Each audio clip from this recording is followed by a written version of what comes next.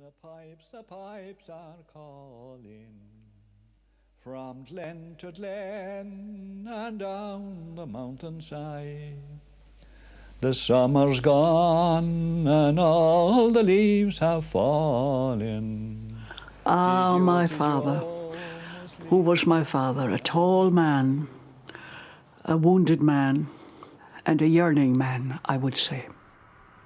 He had a sort of wild streak and also an untamable streak, probably. He did not want to be tamed and was all his life a fanatic about horses.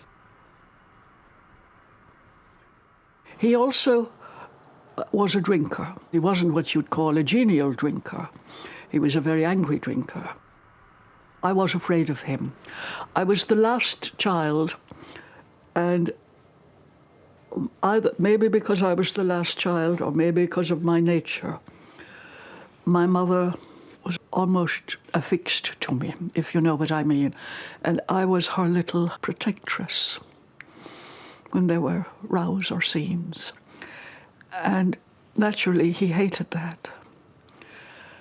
And I think if you were to ask my sister, he was very fond of her. She was his favourite. He called her Whitehead, my sister Eileen. With me, he was harder on me. And maybe part of it was my character in that I saw everything as a child. She was always very cute as a little girl, and would ask you a lot of questions. She was very quick to spot anything unusual. And I think he did not like that. Ironically, when the books were published and the brouhaha scenario came on, he wasn't particularly cross about them at all, because he wasn't as religious as my mother, you see. And there's one story he was very proud to tell. He moved from the horses to the cattle to make, a few bob. And this buyer, he said, "Did your daughter write August is a wicked month?" And my father said, "Yes, she did." And your man says, "I bet you had a page out of that," meaning a few bob. And my father said, "No, I had two." It was his way of saying to me, "I stood up for you when asked." Love is the sweetest thing. Suddenly one rainy day, as we walked down the side of the Liffey towards the customs house, he said, "Have I ever kissed you?" And he kissed me quite abruptly. I felt faintly sick and giddy, and have no idea whether that kiss was quick or prolonged. I loved that part of Dublin then, and forever, because it was there that I had laid my lips to the image of him that I had created. Our hearts more sweetly sing. Everyone moved to Dublin when they were 18, if they could, or 17, I think I was. I thought Dublin would open me up to all sorts of excitements, giddiness, and literature. This is a tale that never will tire.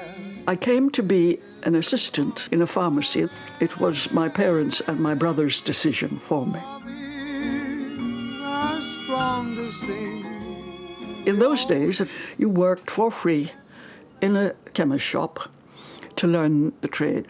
To learn to pack the shelves, put Glauber salts into half little tiny bags, boric powder, weigh babies that were brought in. I was always afraid I would drop these babies. So you learn that, and you go to lectures at night where you actually are supposed to be really learning about the medicines and the properties of the medicines.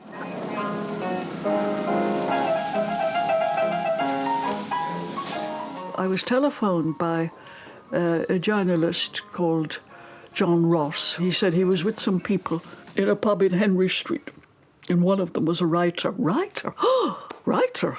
Meeting a writer, I mean, is like, getting a plenary indulgence. You'll become a writer. And I went on my bicycle, and Ernest Gabler was there, and he was a very engaging man. He was a very, very good-looking man. And he was a very persuasive man. And to me, he was he was an intellectual, that is the truth, he was. But he also seemed very cosmopolitan. He'd been to Hollywood, he'd been to New York, he'd been to places, and he spoke very fluently. I was bedazzled, I think.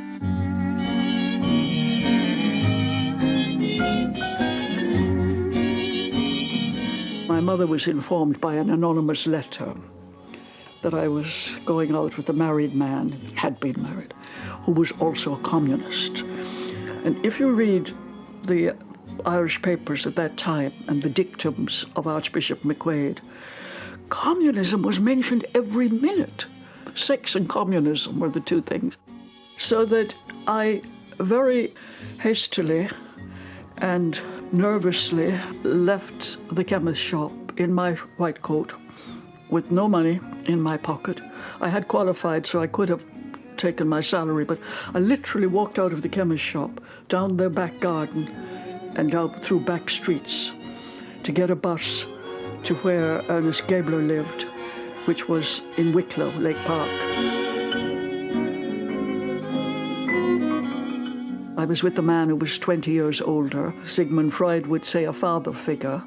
That would be true in some part. I was happy with the man that I, in a sense, had run towards, but I was also frightened of. He was a quite controlling man. And I saw that very, very early on. He knew that I wanted to write, but I don't think he thought that I would achieve it. Because, again, I was a little bit flowery, you know, and quoting bits of poetry and all that. But he gave me a subscription to a library, which was in Switzer's in Dublin at that time. And that was the first time I read Scott Fitzgerald, with whom I fell in love. It was a beautiful book, but sad. It was called Tender is the Night. I skipped half of the words in my anxiety to read it quickly because I wanted to know if the man would leave the woman or not. All the nicest men were in books. The strange, complex, romantic men. The ones I admired most. My mother was writing and sending people. My sister came to know when I was going to get married. I was also pregnant. I mean, my son Carlo is not ashamed of that. I'm his mother, whether I'm in marriage, in wedlock, in or out. But it wasn't a white wedding. It wasn't a June wedding. It was in Blanchardstown. There were men building, men on ladders. They were doing the roof, and they were the witnesses. And then I went to the Bailey restaurant with my husband, and my sister Eileen came, and he had invited Val Armonger and his wife Sheila. So that was the wedding.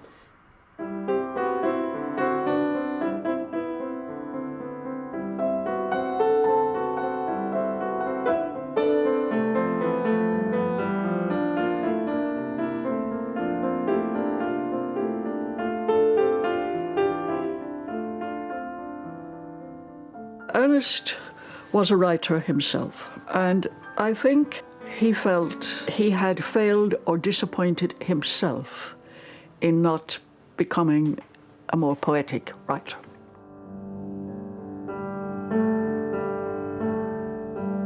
Ernie was writing or commencing on a book called The Love Investigator, and he wanted to come to England.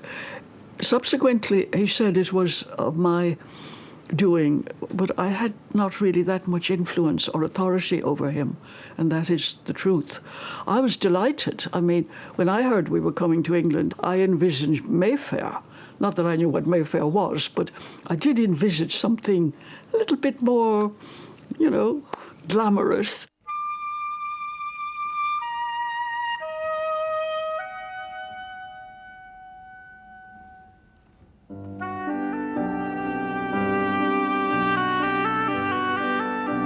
My first memories of London were crowded hectic place, sooted, because it was Waterloo Station and the glass roof was all sooted, and even the pigeons waddling around were not sleek like birds in the country.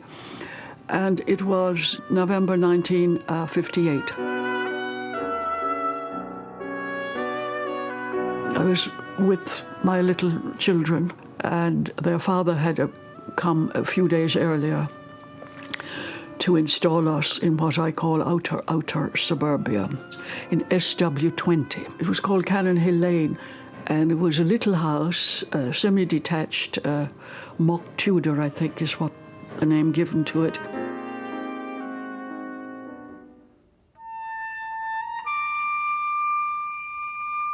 The cut from Ireland was so fierce internally. It was just like an inner cosmic loneliness of having got cut off from what I had been and where I had been.